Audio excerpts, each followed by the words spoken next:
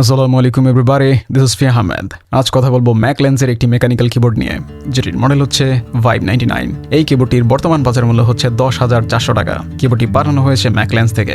আপনারা চাইলে ওনাদের অফিসিয়াল ওয়েবসাইট থেকে কিবোর্ডটি পারচেজ করতে পারেন। ওনাদের ডিটেলস ডিসক্রিপশনে দেওয়া থাকবে।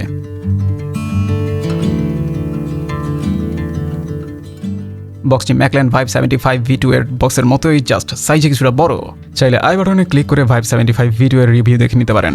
বক্সের মধ্যে থাকছে একটি ইউজার ম্যানুয়াল, একটি USB A to Type C cable যা ব্রেডেড, থাকছে keycap and switch puller combo, 2.4 GHz এর ডাঙ্গল অ্যান্ড কিবোর্ড।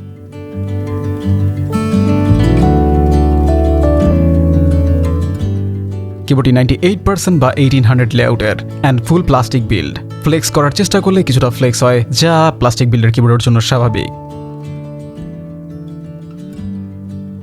কিবোর্ডটির ওয়েট এক্স্যাক্টলি 1200 গ্রাম, যা আবারও সারপ্রাইজ করেছে। তার কারণ ভাইব 75 V2 এর ওয়েটও এক্স্যাক্টলি 900 গ্রাম ছিল। কিবোর্ডে একটি ভার্টিক্যাল ডিসপ্লে দেওয়া হয়েছে, তার নিচে একটি RGB LEDও রয়েছে যা কাস্টমাইজেবল। কিবোর্ডের সামনে নিচের দিকে ম্যাকলেন্সের লোগো রয়েছে। ইভেন বেসে অ্যালুমিনিয়াম প্লেটের মধ্যে তাদের ব্র্যান্ডিং করা হয়েছে। কিবোর্ডের বেসে 4টি রাবার প্যাড দেওয়া হয়েছে অ্যান্ড হাইট অ্যাডজাস্টের জন্য ডুয়াল স্টেজের অ্যাডজাস্টেবল ফিটও রয়েছে, আর প্রতিটি ফিটই থাকছে রাবার প্যাড।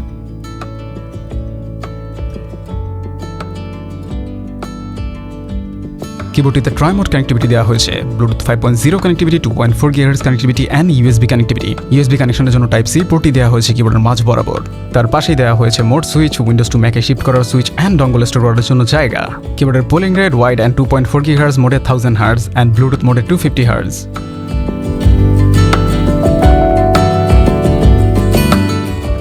কিবোর্ডটি স্ক্রুলেস ডিজাইন হওয়ার পরেও এই কিবোর্ডটি ডিসঅ্যাসেম্বল করা খুবই ইজি ছিল, আর এই কিবোর্ডটি ডিসঅ্যাসেম্বল করতে আমার 1 মিনিট 16 সেকেন্ডের মতো সময় লেগেছে। এই কিবোর্ডের locking mechanism user friendly. I wish সকল স্ক্রুলেস ডিজাইন কিবোর্ডের লকিং মেকানিজমও এমন হতো। কিবোর্ডের রিবনের লেন্থ যথেষ্ট ভালো।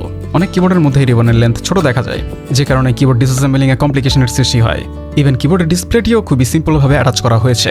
কিবোর্ডটিতে 8টি ফুল সাইজ গ্যাসকেট দেওয়া হয়েছে, যার জন্য কিবোর্ডের মধ্যে কিছুটা বাউন্সের প্রেজেন্স রয়েছে।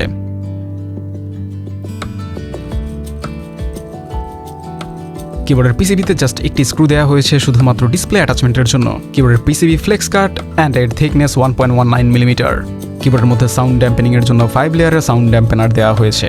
লেয়ারগুলো হচ্ছে সিলিকন প্যাড, প্রন ফোম, পেড sound enhancement pad, IXP switch pad, Poron sound absorbing cotton.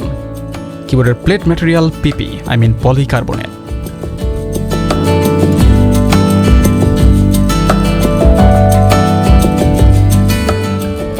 কিবোর্ডটিতে 4000 mAh এর 2টি ব্যাটারি দেওয়া হয়েছে। দ্যাটস মিন 8000 mAh এর ব্যাটারি।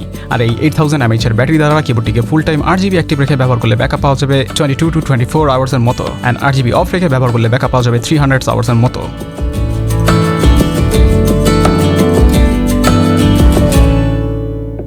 কিবোর্ডটিতে ডবল শট PPT কিক্যাপস দেওয়া হয়েছে, যা নন শাইন থ্রু। কিক্যাপসগুলো 3 অ্যাকসেন্টের অ্যান্ড লেজেন্ডসগুলো স্পষ্ট, তবে কিছুটা শার্প এজ রয়েছে। কিক্যাপসগুলোর থিকনেস 1.56 মিলিমিটার অ্যান্ড এই কিক্যাপসগুলোর প্রোফাইল OEM।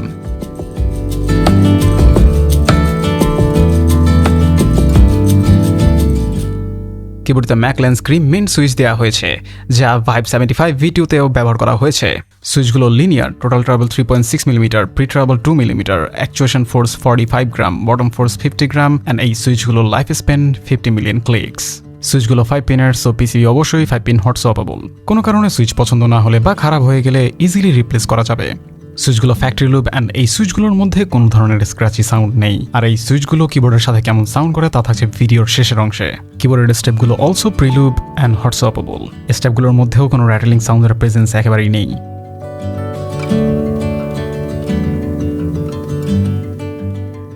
কিবোর্ডটিতে 1.06 ইঞ্চের একটি ভার্টিক্যাল TFT ডিসপ্লে দেওয়া হয়েছে, যা দ্বারা টাইম রেট দেখার পাশাপাশি কিবোর্ডের যাবতীয় ফাংশন কন্ট্রোল করা যায়। তাছাড়া সফটওয়্যার ব্যবহার করে নিজের পছন্দ মতো গিফও ইনস্টল করা যায়।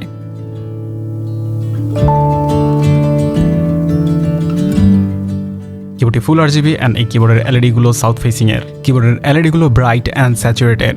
কিবোর্ডের LED function onboard and display দ্বারা কন্ট্রোল করা যায়, আর কিভাবে কন্ট্রোল করা লাগবে তা স্ক্রিনে দেওয়া থাকবে।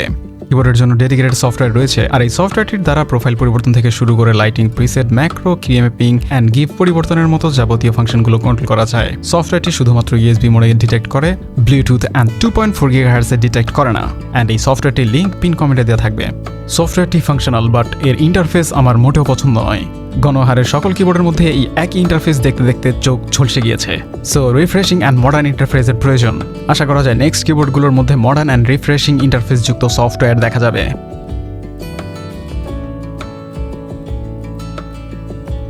প্রাইসের কথা বিবেচনা করে এই কিবোর্ডের মধ্যে উল্লেখযোগ্য কোনো নেগেটিভ সাইড দেখিনি, তবে প্রাইস কিছুটা কম হলে বেটার হতো বলে আমি মনে করি। ইন্ডিয়ান বলা যায়, যদি প্রয়োজন হয়ে থাকে 98% keyboard with good build, good feel and good সাউন্ডের কম্বিনেশনের কিবোর্ড, তাহলে এই কিবোর্ডটি কনসিডার করতে পারেন। রেকমেন্ডেড। আপনাদের কারো কিছু জানার বা বলার থাকলে কমেন্ট সেকশনে কমেন্ট করুন অ্যান্ড এনজয় করুন কিবোর্ডটির সাউন্ড টেস্ট। আর আজ এই পর্যন্তই, কথা হবে অন্য কোনো দিন অন্য কোনো ভিডিওতে। সে পর্যন্ত বিদায়, আল্লাহ হাফেজ।